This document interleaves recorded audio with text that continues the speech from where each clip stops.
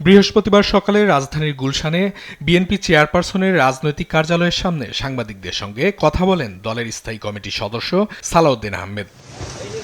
স্বেচ্ছাসেবক দল নেতা আজিজুর রহমান মুসাব্বিরের বিচার দাবি করে তিনি বলেন, ফ্যাসিবাদের ষড়যন্ত্র এখনো অব্যাহত আছে, তবে এসব ঘটনা নির্বাচনে কোনো প্রভাব ফেলবে না। কিছু বিচ্ছিন্ন ঘটনা ঘটছে, গতকালকের ঘটনাও তারই অংশ। এটা হতে পারে পতিত ফ্যাসিবাদী শক্তির কিছু কিছু ষড়যন্ত্র এখনো তারা চালু রেখেছে, যাতে নির্বাচনকে বাধাগ্রস্ত করতে পারে, কণ্ঠকাঠিন্য করতে পারে, গণতন্ত্রের উত্তরণের পথটাকে সহজতর না করতে পারে। কিন্তু তাদের সেই প্রচেষ্টা কখনো সফল হবে না।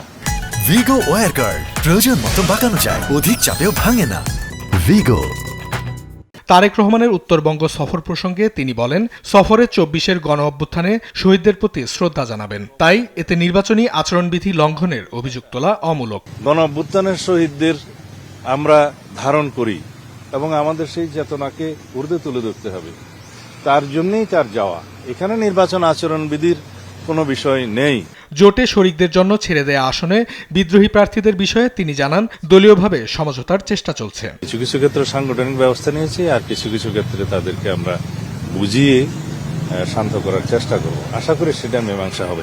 অঙ্কন চৌধুরী, দেশ টিভি, ঢাকা।